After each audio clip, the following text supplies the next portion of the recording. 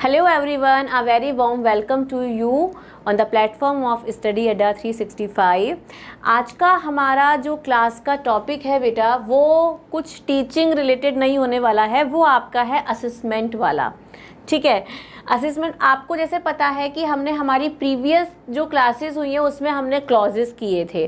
ठीक है, क्लॉजेस की हमने साथ ही में कई सारी एक्सरसाइज भी करी, हमने टाइप्स ऑफ सेंटेंसेस को भी पढ़ा था, टाइप्स ऑफ क्लॉजेस को भी हमने स्टडी किया था। उसमें हमने कई सारी जो मैंने अपनी ही बनाई थी उस एक्सरसाइज को मैंने खूब सारा आपको करवाया था। लेकिन उन क्लास में मैंने आपको CUET में PYQs जो हैं जो कि क्लॉजेस से रिलेटेड आए हैं वो हमने उसमें कवर नहीं किए थे। तो इसके लिए मैंने आपके लिए स्पेशल वीडियो बनाया है जिसमें आपको मिलने वाले हैं कई सारे मेरे अपनी बनाई हुई एक्सरसाइजेस, उसी के साथ में CUET में किस तरह के क्लॉजेस के रिगार्डिंग क्वेश्चंस आए हैं वो आपको इस आज की वीडियो में मिलेंगे। ठीक है, आई होप कि आपको क्लॉजेस है या एक बार मैं मोटा मोटा सा आपको रिवाइज करवा दूं। एक बार मैं आपको थोड़ा सा मोटा सा आपको रिवाइज करा देती हूँ। क्लॉजेस क्या होते हैं? Clauses is a group of words जिसमें हमें एक वर्ब मिलती है और एक सब्जेक्ट मिलता है। ठीक है, मोटी मोटी भाषा में ये भी कह सकते हैं कि एक वर्ब और एक सब्जेक्ट, एक सेंटेंस में जितने वर्ब और जितने सेंटेंस आएंगे उस सेंटेंस में उतने ही क्लॉजेस होंगे। ठीक है, एंड एक क्लॉज को हमने मेनली कितने पार्ट्स में बांटा था? हमने क्लॉजेस को 3 पार्ट्स में बांटा था। सिंपल को हम मेन भी कहते हैं। कंपाउंड में हमारे 2 होते हैं, कंपाउंड क्लॉज एंड कॉम्प्लेक्स। इसमें हमारे पास 2 डिपेंडेंट क्लॉज होते हैं, 2 independent. 2 independent clause, main clause या फिर principal clause. And complex sentence में हमारे पास 2 या 3 हो सकते हैं। अगर हम 2 की बात करें तो एक उसमें डिपेंडेंट होता है प्लस 1 इंडिपेंडेंट, एक उसमें इंडिपेंडेंट क्लॉज होता है। ठीक है, ये आपको रिवाइज हो गया। एंड कॉम्प्लेक्स सेंटेंस में हमें क्या मिलते हैं? Noun clause, adjective clause and adverb clause. ठीक है, ये हमारा प्रीवियस क्लास का ही टॉपिक है। बस आज एग्जाम से पहले, आपके एक असेसमेंट से पहले ये मैं आपको रिवाइज करा रही हूँ। नाउन क्लॉज क्या होता है? जो कि नाउन को रिप्लेस करता है, नाउन की जगह पे आता है। एडवर्ब क्लॉज क्या होता है? जो कि वर्ब को मॉडिफाई करता है, एडजेक्टिव को मॉडिफाई करता है, अनदर एडवर्ब को मॉडिफाई करता है। एडवर्ब ऑफ क्लॉज में क्या आ जाते हैं? मैनर आ जाता है, रीज़न आ जाता है, प्लेस आ जाता है, कंडीशन आ जाती है, कॉन्ट्रास्ट आ जाता है, रिजल्ट आ जाता है। ठीक है, ये सारा हमने पढ़ा था। एंड इसमें एक हमारा थर्ड है एडजेक्टिव क्लॉज। एडजेक्टिव क्लॉज क्या करता है? जो एडजेक्टिव करता है, नाउन एंड प्रोनाउन को मॉडिफाई करता है, उसे हम क्या कहते हैं? Adjective clause. And adjective clause का मैंने आपको एक और नाम बताया था, रिलेटिव क्लॉज बताया था। Relative clause. ठीक है, सो ये आपको तैयार एक बार रिवाइज हो गया तो हम अपना असेसमेंट स्टार्ट करें। ठीक है, सो बढ़ते हैं हमारे क्वेश्चन नंबर 1 की तरफ। क्वेश्चन नंबर 1 जो कि पहले था, मैंने बीच में एक ब्लैंक स्लाइड ली थी आपको समझाने के लिए। ठीक है, सो डायरेक्शंस हैं आपके, identify the kind of following sentences on the basis of their clauses, कि इन सेंटेंसेस को आइडेंटिफाई करो इसमें किस तरीके के क्लॉज यूज हुए हैं, क्योंकि सेंटेंस के थ्रू ही हम अपने क्लॉजेस को आइडेंटिफाई कर सकते हैं। I hope that you guys remember this. First question है, some people buy expensive cars simply because they can. कुछ लोग एक्सपेंसिव कार इसलिए लेते हैं क्योंकि बस वो खरीद सकते हैं, इसलिए वो एक्सपेंसिव कार्स ले सकते हैं। एग्जाम्पल्स हैं noun clause, adjective clause, adverb clause and none of the above. क्या होगा इसका answer? Because they can. Because they can इसमें हमारा क्लॉज है, डिपेंडेंट क्लॉज है। डिपेंडेंट क्लॉज है? क्या ये नाउन क्लॉज है? बिकॉज दे कैन, बिकॉज क्या हमें बताता है? रीजन बता रहा है ना? रीजन क्या? बिकॉज हमें रीजन बता रहा है। एंड रीजन किस में आया था बेटा? नाउन क्लॉज में रीजन हमने पढ़ा था? नो। एडजेक्टिव क्लॉज में हमने रीजन पढ़ा था? नो। हमने एडवर्ब क्लॉज में रीजन पढ़ा था। सो ये जो आपका बिकॉज दे कैन, ये जो डिपेंडेंट क्लॉज है आपका, ये किस तरीके का क्लॉज है? ये आपका एडवर्ब क्लॉज है। एडवर्ब ऑफ रीजन है कि वो इसलिए महंगी गाड़ियां खरीद सकते हैं क्योंकि बस वो खरीद सकते हैं। Okay, they are rich. Next है आपका you must keep honing your skills until you reach near perfection. तुम्हें तब तक अपनी स्किल्स पे काम करते रहना चाहिए, अपने स्किल को निखारते रहना चाहिए जब तक कि तुम परफेक्शन की तरफ ना पहुंच जाओ। Until you reach. सो इसमें ये सेंटेंस आपको क्या बता रहा है? क्या ये रिलेटिव क्लॉज है? क्या ये एडजेक्टिव क्लॉज है? क्या ये इंडिपेंडेंट क्लॉज है? क्या ये आपका नाउन क्लॉज है या फिर ये आपका एडवर्ब क्लॉज है? कौन सा क्लॉज है? You must keep honing your skills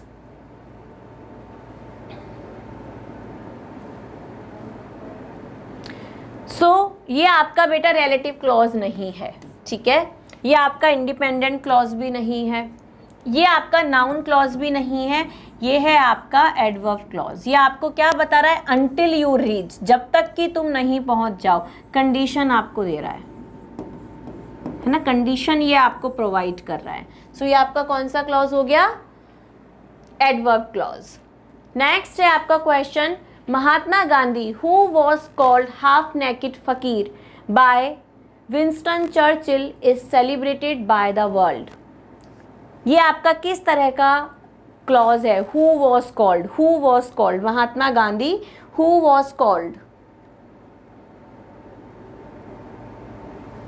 यहां किसके लिए हु आया है?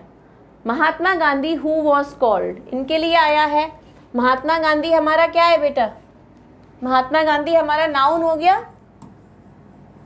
प्रॉपर नाउन में आता है महात्मा गांधी, है ना? कोई नेम है, नेमिंग नाउन है। Who was called half naked फकीर, जो कि हाफ नेकेड फकीर कहे गए। कौन कहे गए हाफ नेकेड फकीर? महात्मा गांधी कहे गए, ठीक है? सो ये हमारा कौन सा क्लॉज हो गया? नाउन क्लॉज हो गया। Option number B is your answer. ये आपका नाउन क्लॉज बन गया। ओके, नेक्स्ट क्वेश्चन है हमारा, he can leave as soon as I return. वो जा सकता है जैसे ही मैं वापस आ जाऊं, वो जा सकता है। अब इसमें आप ये बताइए ये किस तरीके का क्लॉज है? एज सुन एज किसे बताता है? हमने कब पढ़ा था एज सुन एज ना? एडवर्ब में पढ़ा था। क्या ये रिलेटिव क्लॉज है? नो। नाउन क्लॉज है, नाउन की बात ही नहीं हो रही है। कोई तो क्लॉज है, ये हमारा एडवर्ब क्लॉज है बेटा। Option number C is our answer. C is our answer. Adverb clause है। जैसे ही मैं वापस आ जाऊं, यहाँ पर टाइम की बात हो रही है, एडवर्ब ऑफ टाइम की यहाँ पर बात हो रही है। So this is our adverb clause of time. Next question है, let me know when you get back from the trip. मुझे बताना जैसे ही तुम ट्रिप से वापस आ जाते हो। When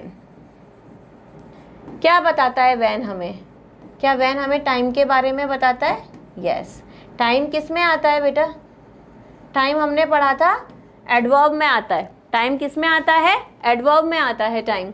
so let me know when you get back from the trip, ये किस तरह का आपका क्लॉज है? Is it a relative clause, independent clause, is it a noun clause और adverb clause?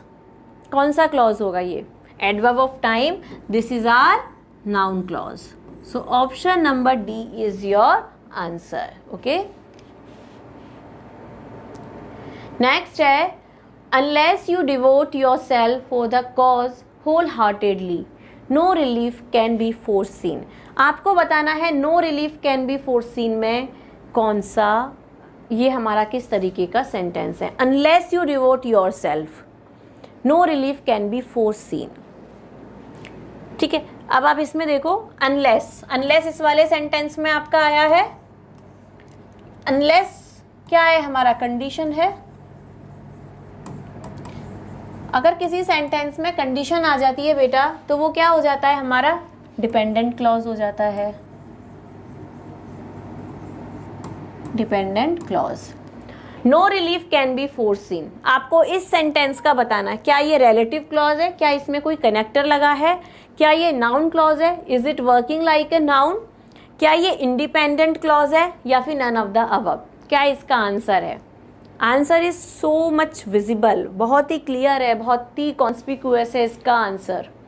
No relief can be seen, it is a sentence which is independent.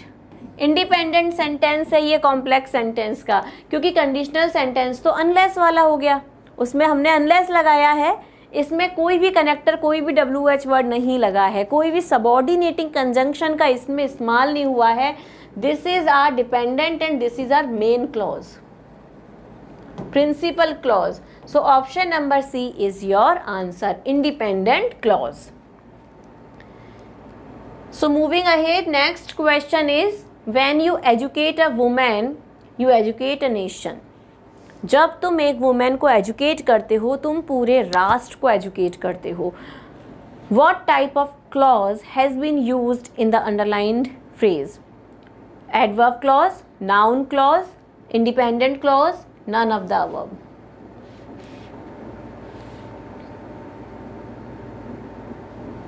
So what is the answer?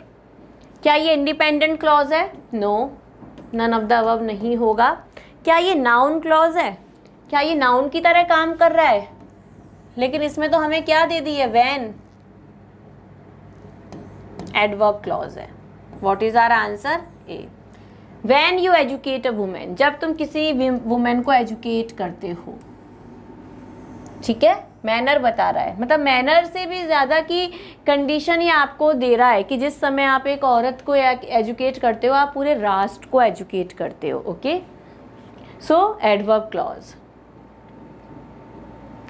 Next question is, elephants although they look big and mighty are not predators.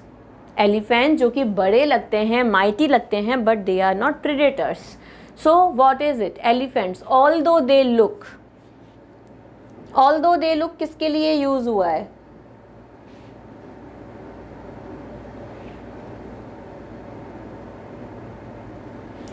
Adjective clause है। क्या ये independent clause है? although आ गया तो देखो ये independent clause तो होना ही नहीं है, ये ऑप्शन हमारा कट हो जाता है। क्या ये नाउन क्लॉज है? नाउन क्लॉज भी नहीं है। क्या ये एडजेक्टिव है या फिर एडवर्ब है? अब ये एडजेक्टिव क्लॉज भी नहीं है, लेट मी क्लियर यू, ये एडवर्ब क्लॉज है। एंड ये कौन सा है एडवर्ब क्लॉज का? Contrast, adverb of contrast. Contrast इसमें किस तरीके से आपको देखने को मिल रहा है कि एलिफेंट जो कि बहुत बड़े दिखते हैं, बहुत माइटी दिखते हैं, but still they are not predators, है ना, वो इंसानों को मतलब वो ऐसे जल्दी से ऐसे हमला नहीं करते हैं, खाते नहीं है, प्रीडेटर्स वो नहीं है, ठीक है। सो यहाँ पर कॉन्ट्रास्ट की बात हो रही है, ठीक है। नेक्स्ट है, the bankers need to know what they should do. The bankers need to know what they should do. कौन सा इसमें आपका क्लॉज यूज हुआ है? Options are noun clause, adjective clause, adverb clause and none of the above. Which clause has been used in the sentence? What they should do, what they should do. they यहाँ पर क्या है बेटा?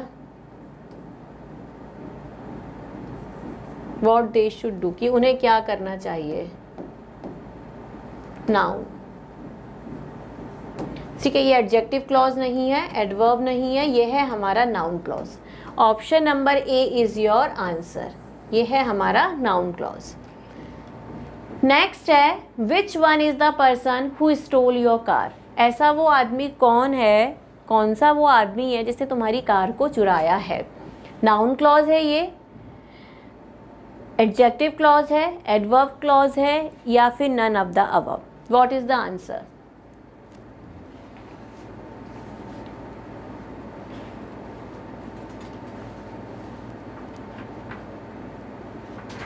Which one is the person who stole your car? Who stole your car? जिसने तुम्हारी गाड़ी को चुराया। यहाँ हु स्टोल योर कार किसको मॉडिफाई कर रहा है? पर्सन को मॉडिफाई कर रहा है। पर्सन यहाँ पर क्या है? नाउन है। नाउन को कौन मॉडिफाई करता है बेटा? एडजेक्टिव करता है।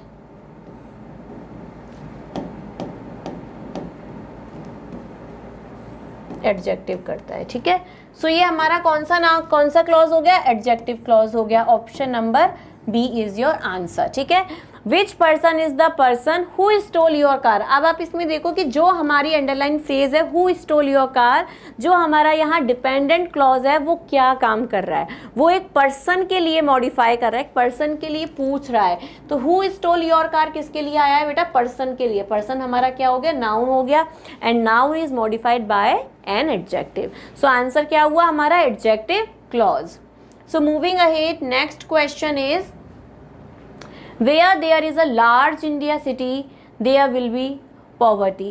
अगर कहीं पर भी इंडिया जैसा एक बड़ा देश होगा तो चांसेस हैं कि वहाँ पर गरीबी आ सकती है, क्योंकि इतने सारे लोगों को एम्प्लॉयमेंट मिलना थोड़ा सा डिफ़िकल्ट हो जाता है। ओके, सो इसमें कौन सा क्लॉज है? wherever there is a large Indian city, noun clause, adjective clause, adverb clause and none of the above। wherever क्या डिफाइन करता है? देखो पहले तो हमें जब ऐसे क्वेश्चन आपके एग्जाम में आएंगे तो आपको ये आइडेंटिफाई करने की ज़रूरत है कि हमारा मेन क्लॉज कौन सा है एंड हमारा डिपेंडेंट क्लॉज कौन सा है। तो ये है हमारा डिपेंडेंट क्लॉज। एंड wherever हमें क्या बताता है? प्लेस के बारे में बताता है। जब भी हम प्लेस की बात करते हैं हमारे माइंड में क्या आ जाता है? एडवर्ब आ जाता है। एडवर्ब ऑफ प्लेस की हम बात करते हैं। सो आंसर आपके सामने आ गया। आंसर आपका क्या है? Adverb clause. This is an adverb clause. Option number C is your answer, ठीक है। क्लियर है? समझ आ रहे हैं ये आपको? Moving ahead, next question is the books which the professor assigned were very expensive. ऐसी बुक जो कि प्रोफेसर ने असाइन की थी। The books which the professor assigned were very expensive. The books were very expensive, यहाँ तक एक sentence है, ये आपका एक क्लॉज है। सो यहाँ पर आप देखो जो आपका ये डिपेंडेंट क्लॉज है ये क्या कर रहा है? Which the professor assigned. Which किसके लिए यहाँ पर आया है? विच आया है बुक्स के लिए। बुक्स हमारा क्या है? यहाँ पर नाउन है। तो विच क्या कर रहा है? विच प्रोफेसर असाइंड, मॉडिफाई कर रहा है बुक्स को। वो किताबें जो कि प्रोफेसर ने असाइंड करी हैं, मॉडिफिकेशन है ना बुक्स का। क्या ये नाउन क्लॉज होगा? नहीं होगा। हाँ जी हाँ, ये होगा हमारा adjective clause. Option number B, क्योंकि यहाँ पर जो विच है, जो विच क्लॉज है मॉडिफाई कर रहा है बुक को। बुक के बारे में हमें एक्स्ट्रा इंफॉर्मेशन दे रहा है। एंड बुक हमारा क्या है बेटा? बुक हमारा नाउन हो जाता है। So the books which the professor assigned, तो विच द प्रोफेसर असाइंड जो हमारा क्लॉज है जो कि एडजेक्टिव क्लॉज यहाँ पर कहलाएगा क्योंकि वो नाउन को मॉडिफाई कर रहा है। So answer is clear. Okay, आगे बढ़ते हैं। Next question is Canada might give up its marketing boards if the European community gives up its grain subsidies. So Canada might give up its marketing boards if the European, if का यहाँ पर use हुआ है, if the European community gives up its grain subsidies। ठीक है, सो ये हमारा यहाँ पर डिपेंडेंट क्लॉज है। Now see the options. Is it a noun clause? Is it an adjective clause? Is it an adverb clause? Or none of the above? What is the answer? And why? यहाँ पर जो हमारा if clause है वो हमें क्या बता रहा है? if clause हमें कंडीशन बता रहा है बेटा। कंडीशन की यहाँ बात हो रही है if clause में। कंडीशन किस में आता है? एडवर्ब में आता है।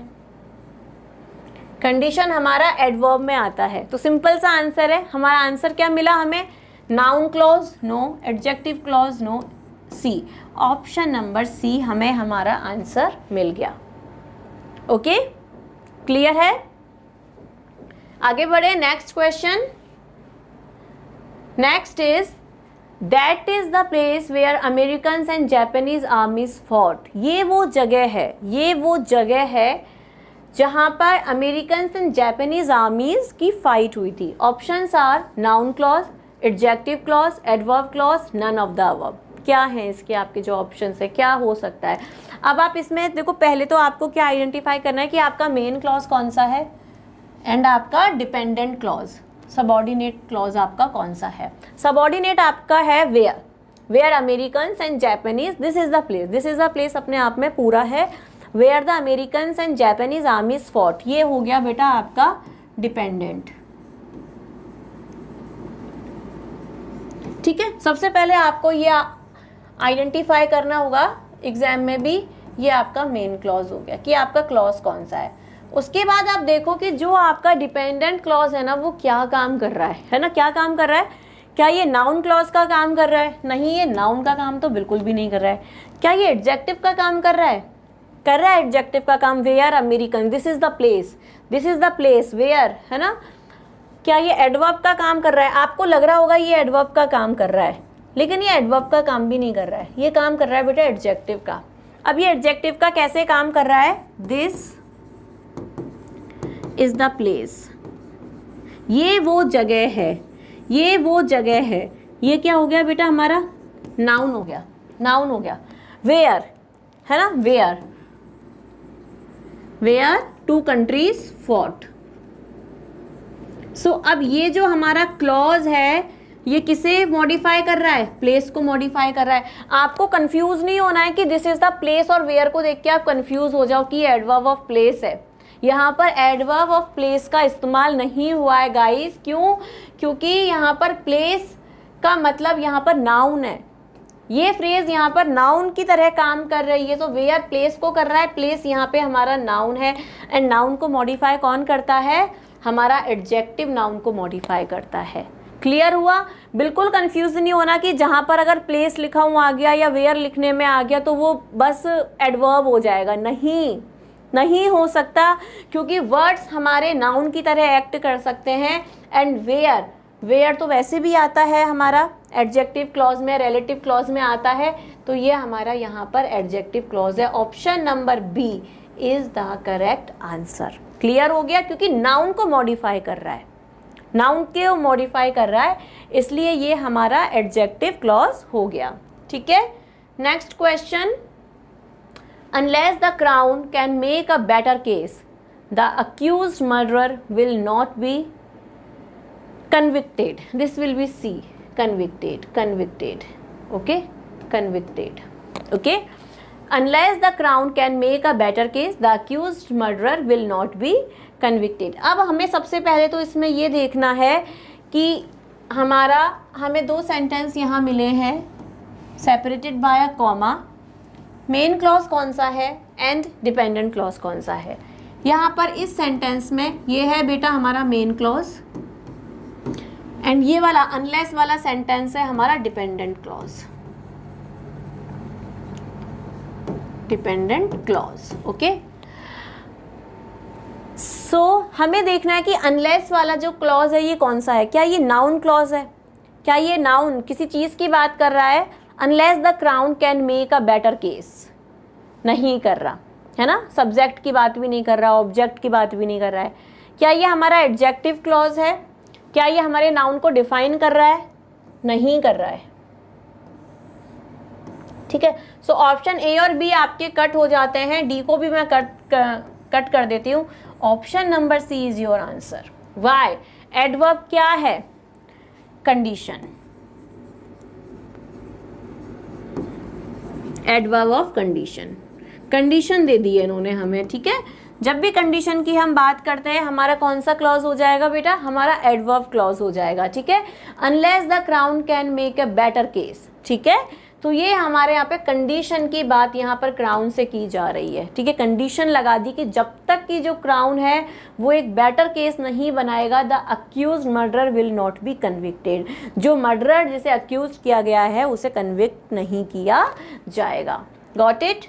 Moving ahead, next question is, it is important to ask whether the wedding is formal और सेमी फॉर्मल। ये बहुत ज़रूरी है पूछना कि जो वेडिंग है वो फॉर्मल वेडिंग है या फिर सेमी फॉर्मल है, कि हम अपनी मर्जी से कुछ पहन सकते हैं, या फिर भाई उन्होंने एकदम, आजकल चल रहा है ना कि ड्रेस कोड, इस दिन येलो ही पहनेंगे, इस दिन सब वाइट पहनेंगे, तो फॉर्मल वेडिंग है या फिर इनफॉर्मल या सेमी फॉर्मल वेडिंग है। सबसे पहले आपको सेंटेंस में अपने क्लॉजेस डिसाइड करने हैं, कौन सा मेन क्लॉज एंड कौन सा कंडीशनल क्लॉज है। Your options are noun clause, adjective clause, adverb clause, none of the above. तो ये हमारा हो गया मेन क्लॉज, ये हो गया हमारा सबऑर्डिनेट क्लॉज। बात हो रही है सबऑर्डिनेट क्लॉज की, आपसे सबऑर्डिनेट क्वेश्चन का टाइप पूछा, स्टेटमेंट का टाइप पूछा जा रहा है कि वो कौन सा क्लॉज है। सो कौन सा, वेदर द वेडिंग, क्या जो वेडिंग है वो फॉर्मल है या सेमी फॉर्मल है। एक तो इसमें आप ये देखो, वेदर द वेडिंग इज, कि जो शादी है, ये पूछना ज़रूरी है कि जो वेडिंग है वो फॉर्मल है या सेमी फॉर्मल है। क्या ये किसी रीज़न की, प्रेस की, कंडीशन की हमसे बात कर रहा है बेटा? नहीं कर रहा, सी ऑप्शन हमारा कट हो जाता है। क्या ये मॉडिफाई कर रहा है? क्या ये हमारे नाउन को मॉडिफाई कर रहा है? ये हमारे नाउन को भी मॉडिफाई नहीं कर रहा है। अब इसमें एक जो हमारे पास सबसे इम्पॉर्टेंट चीज़ है ना, वो मैंने आपको बताई भी थी क्लास में, कि एक तो इसमें टू इन्फिनेटिव आ गया। टू इन्फिनेटिव क्या है? To plus verb first, to plus verb first आ गया। टू प्लस वर्ब फर्स्ट किस में आता है? नाउन क्लॉज में आता है, नाउन क्लॉज में आता है। सो आपका आंसर क्या हो जाएगा बेटा इसमें? A. Option number A is your answer, this is a noun clause. Okay, ना समझ आया? आगे बढ़ते हैं। नेक्स्ट आपके CUET के क्वेश्चंस हैं, जिसके बारे में मैंने आपसे बिगिनिंग ऑफ द क्लास में बात की थी, ठीक है, क्लास शुरू होते ही। एंड ये इसका सबसे ज़्यादा क्रूशियल पार्ट है, ताकि आपको ये आइडिया लग जाए कि जो क्लॉजेस का टॉपिक है, विच इज़ अ बिट लेंदी, है ना, कॉम्प्लिकेटेड सा है थोड़ा सा, क्योंकि यूज़ नहीं होते हैं। 11th में आके हम क्लॉजेस को पढ़ते हैं, और उसके बाद हमें CUET के लिए या किसी भी कॉम्पिटिटिव एग्जाम की तैयारी के लिए हमें क्लॉजेस पढ़ने होते हैं। तो आपको जो कमिंग क्वेश्चंस हैं उनसे ये आइडिया लग जाएगा कि CUET में किस तरह के क्वेश्चंस क्लॉजेस के रिगार्ड में पूछे जा रहे हैं। तो जो हमें प्रिपरेशन करनी है ना, वो किस तरीके से करनी है, ठीक है। क्वेश्चन है आपका, identify the adjective clause in the following sentence. अब देखो, इन्होंने आपको डायरेक्ट बोल दिया है कि आपको इसमें एडजेक्टिव क्लॉज आइडेंटिफाई करना है, ठीक है।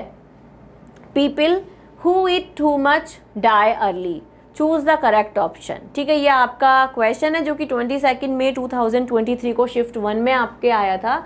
तो एडजेक्टिव क्या करता है? नाउन एंड प्रोनाउन को मॉडिफाई करता है ना। अब आप इसमें देखो कि ऐसी कौन सी फ्रेज है, वो कौन सा सेंटेंस है जो कि नाउन एंड प्रोनाउन को मॉडिफाई कर रहा है। ऑप्शंस हैं आपके, people who eat too much, people die early. आप इसमें देखो पीपल हु, इसमें कुछ भी मॉडिफिकेशन नहीं हो रहा है ना, कोई ये WH वर्ड है, ये हमारा एडजेक्टिव नहीं है। पीपल डाई अर्ली, ठीक है, अर्ली एडवर्ब है, वर्ब है, सब्जेक्ट है, ये भी नहीं है। वर्ब हो गया, एडवर्ब अर्ली हो गया, इसको हटा दो। Option number B, who eat too much, जो कि बहुत ज़्यादा खाते हैं, ऐसे लोग जो कि बहुत ज़्यादा खाते हैं।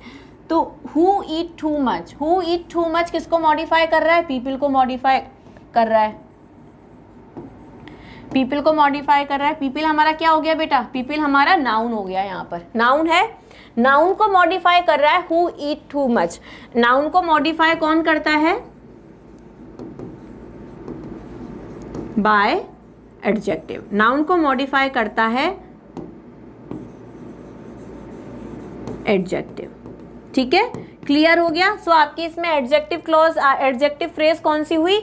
हु ईट टू मच, ठीक है। आगे बढ़े, next question is choose the correct option to complete the given sentence with an adverbial clause. अब आपको इसमें एडवर्बियल क्लॉज आइडेंटिफाई करना है। अगर वो आपको इस तरीके से क्वेश्चन दे रहे हैं तो आपको ये पता होना चाहिए कि एडवर्बियल क्लॉज कौन कौन सी हो सकती हैं। टाइम की होती हैं, मैनर की होती हैं, कंडीशन की होती हैं, रिजल्ट की होती है, कंट्रास्ट की होती है, प्लेस की होती है ना। तो कई 7, 8, 9 तरह की एडवर्ब क्लॉजेज होते हैं। तो वो आपको याद रखना है कि आप किस तरीके से एडवर्ब क्लॉज का फॉर्मेशन कर सकते हो। So your question is he led the caravan, वो कारवान आगे लेता गया। Option 1 wherever he wanted to go, when he wanted to go, why he wanted to go, because he wanted to go. अब आप इसमें देखो बेटा, when he wanted to go, वो कारवां आगे लेता गया जब उसका मन किया। वैसे तो ये हमें टाइम बता रहा है। Why he wanted to go, ये तो नहीं होगा, ये हमारा नहीं होगा। Because he wanted to go, क्योंकि वो जाना चाहता था। He led the caravan because he wanted to go, क्योंकि वो जाना चाहता था। ये भी हमें रीजन दे रहा है ना रीजन, ठीक है। ये हमें टाइम दे रहा है कि जब वो जाना चाहता था, ठीक है। इससे नहीं बन रहा है ना, ये इस वाले रीजन से हमारा वाई से नहीं बन रहा। ए है हमारा wherever he wanted to go. अब यहाँ पर ए ऑप्शन आपका एकदम करेक्ट है, क्योंकि यहाँ पर लेड द कारवां, यहाँ पर कारवां लेड यानी कि वो उस जगह पे कारवां को लेता गया जहाँ पर वो जाना चाहता था, where he wanted to go. तो जो सबसे ज़्यादा मोस्ट सुटेबल एडवर्बियल आपकी फ्रेज है वो है ऑप्शन नंबर ए। तो इसमें आपका आंसर हुआ he led the caravan where he wanted to go, जहाँ पर भी वो जाना चाहता था वो अपने कारवां को, अपने जो ग्रुप था उसको वो लेता गया। Okay, got it. आगे बढ़ते हैं। Next question is from the options below choose the type of clause in the underline part of. इसमें आपको अंडरलाइन पार्ट में आपको चूज करना है कि कौन सा क्लॉज यूज हुआ है। The man who I met at the bus stop is a close friend of my father. वो आदमी जिनसे मैं मिला था बस स्टॉप पे। तो पहली बात तो ये हमारा एडजेक्टिव है। क्या ये एडजेक्टिव है? नो।